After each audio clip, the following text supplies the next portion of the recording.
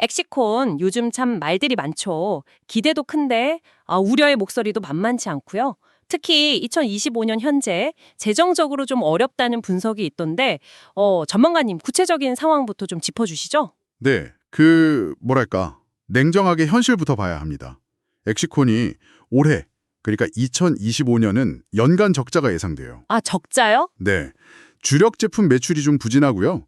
또 새로운 기술 개발해야 하니까 R&D 비용, 인건비 이런 부담이 커졌거든요. 아하. 손익분기점, 그러니까 BEP를 넘기려면 분기당 못해도 한 200억 원은 벌어야 하는데 지난 1분기 매출이 20억 원에 그쳤어요. 20억이요? 200억이 필요한데? 네, 이러니 올해 적자는 피하기 어려워 보입니다. 아, 확실히 단기적인 상황은 좀 심각하군요. 근데요, 엑시콘이 원래 2005년부터 메모리 테스터 쭉 해왔잖아요. 버닌 테스터, SSD 테스터 이렇게 계속 확장해온 그 경험이랑 기술력은 무시 못하는 거 아닌가요? 경험은 있죠. 물론 그 삼성전자 매출 비중이 90% 넘는다는 거, 그건 좀 약점이긴 한데 어찌 보면 그만큼 삼성이 기술력을 인정해준다는 뜻도 되지 않을까요? 기술력 자체는 존재한다고 봐야죠. 근데 시장 상황이 너무 안 좋아요. 예를 들어서 버닌 테스터 있잖아요. 메모리칩 불량 걸러내는 거. 네네, 버닌. DDR5로 넘어오면서 엑시콘도 차세대 장비, 그 i1000 시리즈 내놨거든요. 근데 경쟁사인 DI가 워낙 막강해요. DIO? 거기가 강자인가요? 네, 시장 점유율이 지금 DI가 7, 엑시콘이 3. 이 정도인데 사실상 올해 물량은 DI가 거의 다 가져갔다고 봐야 돼요. 7대 3인데도요? 네. 그래서 엑시콘 버닌 테스터 매출은 거의 없는 실정이고요. 삼성전자가 또 HBM 경쟁에서 좀 뒤처지면서 후공정 투자를 좀 보수적으로 하는 영향도 있고요.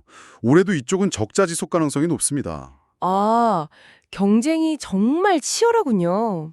DI가 그렇게 세다면 엑시콘이 비집고 들어갈 틈이 정말 없는 건가요? 세컨드 벤더라고 하더라도? 쉽지 않죠. 근데 이 어려움을 좀 타개할 새로운 무기가 나왔잖아요. 바로 CLT, 챔버 타임 LF 테스터요. 이게 기존 저전력 칩 검사 장비보다 테스트 능력이 무려 22.5배, 512개에서 11,520개를 동시에 테스트한다면서요. 네, CLT 동시 테스트 능력 향상된 건 아주 인상적이죠. 기존의 LF 테스터의 한계를 넘으려는 시도고요. 그렇죠. 하지만 여기도 과제는 있어요.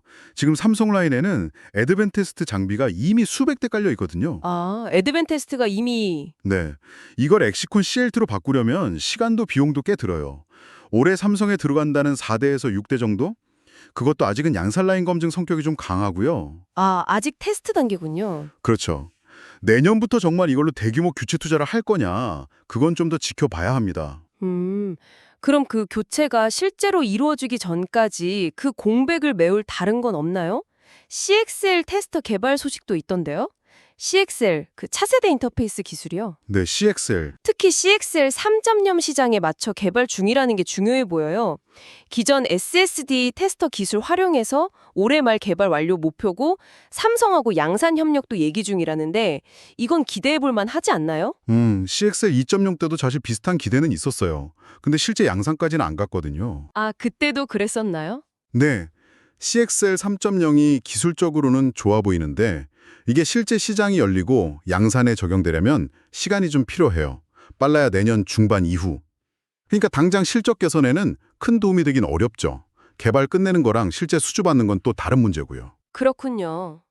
SSD 테스터 쪽도 보면 SK 하이닉스나 키옥시아 이렇게 거래처 늘리려는 시도는 하는데 아직 양산 물량 확보는 좀 미미한 수준입니다. 그래도 키옥시아랑은 차세대 젠6 SSD 테스터부터 OEM 접력 가능성도 논의 중이라면서요. 그건 긍정적인 신호 아닌가요?